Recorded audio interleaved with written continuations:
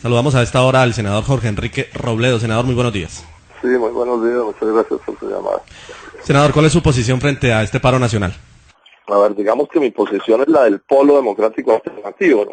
Y consiste en esto. Primero, la justicia de las protestas agrarias en Colombia, pues es toda, ¿no? Estos son unos compatriotas que vienen sufriendo lo indecible por las pésimas políticas del gobierno nacional. Por eso están tan indignados cafeteros, paneleros, arroceros, lecheros, paperos, maiceros, porque las políticas son horribles. Entonces, lo primero es dejar eso claro. Y también son justísimas, por supuesto, las protestas de los camioneros y de los trabajadores de la salud que llevan años reclamando solución a sus problemas. En segundo término, es posición del Polo Democrático Alternativo desde nuestro nacimiento, nuestra actitud de solidaridad, de acompañamiento, de respaldo a las protestas sociales. Pensamos que las protestas sociales son un derecho ciudadano, es parte de la democracia el derecho que tienen los colombianos de movilizarse, reclamar por sus derechos. Luego, entonces, nuestra posición es una posición de comprensión y de solidaridad,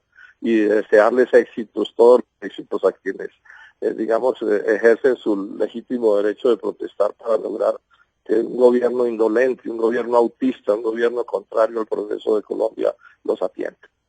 Bueno, al considerar que son tantos sectores los que están protestando, ¿usted sí considera que de pronto van a tener ecos estas demandas de ellos? Pues digamos que estas luchas sociales, su capacidad de obtener cosas es proporcional a su capacidad de movilización, ¿no? Porque la actitud del gobierno es no, es decirles no y no y no y no, y en eso es en lo que llevan tiempos los gobiernos, y por eso es que la gente termina pues en estos actos de desobediencia civil, de resistencia civil. Ahora, ¿qué tanto consiguen o no consiguen? Depende del tamaño de la movilización. Cuando las movilizaciones son muy grandes, esto es una cosa que está pues registrada por la historia no solo de Colombia, sino de la humanidad. Cuando las movilizaciones son muy grandes, son capaces de profundas transformaciones. Cuando no lo son, pues sucede lo contrario. Entonces tocará esperar a ver qué es lo que va a ocurrir, y dependiendo de eso, así será lo que se consiga o no se consiga.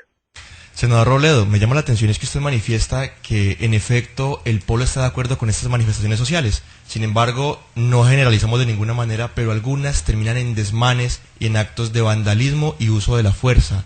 ¿Están de acuerdo ustedes también con ese tipo de manifestaciones?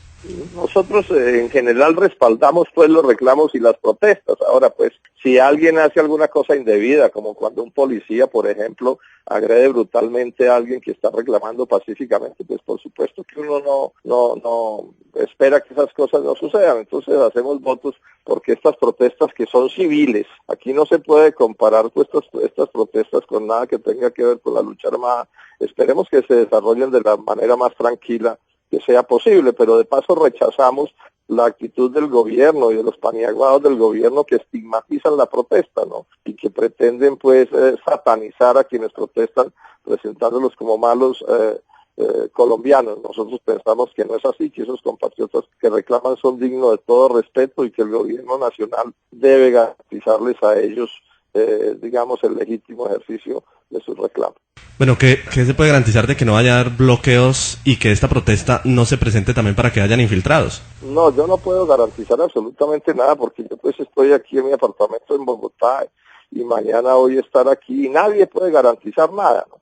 Como nadie puede garantizar que en un equipo de fútbol, de un partido de fútbol, de pronto no pasen cosas. Entonces, esas fórmulas de exigir, cierto, que en estas protestas no pase absolutamente nada, aquí no preferiría que no pasara. Esa exigencia, pues, no se le puede hacer a quienes reclaman, y si alguien tendría que responder serían las autoridades, porque es deber de las autoridades garantizarles con la protesta pues a quienes ejercen su derecho democrático de reclamar. Ahora, lo que es lamentable es cómo con tanta frecuencia, y esta es parte de la manipulación del gobierno, cuando se acercan los momentos de estas protestas, ellos logran que en los medios de comunicación no se hable de las causas de la protesta, del hambre que sufren estos colombianos, de cómo les quitan sus fincas, cierto, de cómo los maltratan con las importaciones, sino que el debate siempre se ponga, cierto, en el cuento de si ocurre una cosa más o una cosa menos.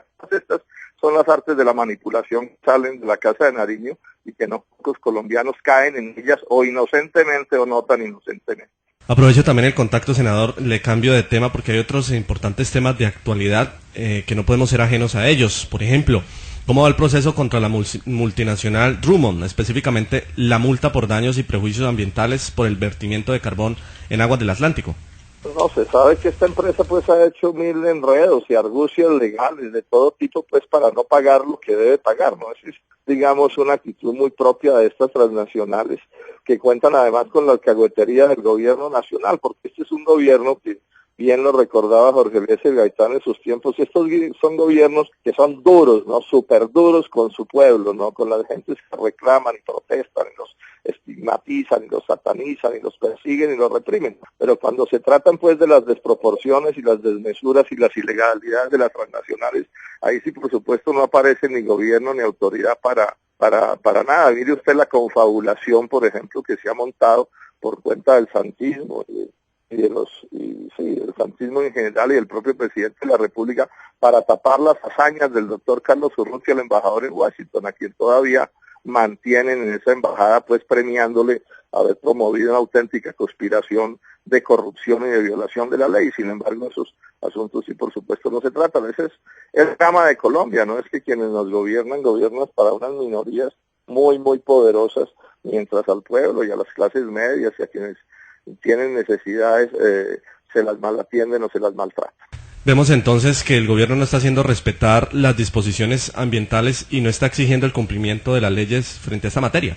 Sí, ese es el hecho que es bien evidente. Es una actitud de alcahuetería, ¿no? Inclusive de paso hago una coña y el próximo martes voy a hacer el debate del contrato de Cerro Matoso en la Comisión Quinta del Senado. Eso no se va a transmitir en directo, pero habrá que estar pendiente y buscar por internet.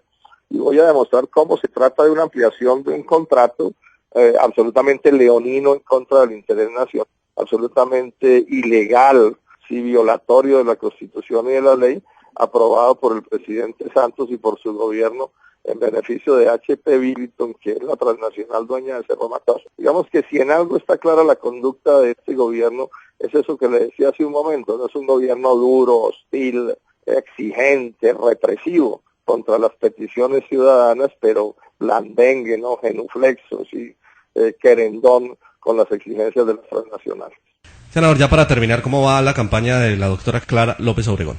Muy bien, supremamente bien, estamos muy contentos. En las propias encuestas pues está marcando muy bien, y eso que es apenas pues un proceso que se inicia, y va muy bien pues porque ella es una persona de calidades muy altas, pero además porque lo que está proponiendo el Polo con esta candidatura es una candidatura de convergencia nacional, y eso que además colombianos lo entienden. No hay que ser del Polo, ¿cierto?, ni estar de acuerdo con todo lo que piensa el Polo para promover esta candidatura, porque esta es una candidatura que tiene un programa que representa muy bien los intereses de los campesinos, de los indígenas, de los obreros, pero también de todas las clases medias, ¿no?, de uno u otro tipo, y del propio empresariado que está siendo arruinado por el libre comercio. Recordemos que el Polo Democrático Alternativo es el único partido que está proponiendo renegociar los TLC firmados, porque ya las pruebas han demostrado que son desastrosos para Colombia, y solo, por ejemplo, el agro podrá salir adelante en la medida en que se renegocien esos TLCs, y esto lo están entendiendo incluso muchos sectores del empresariado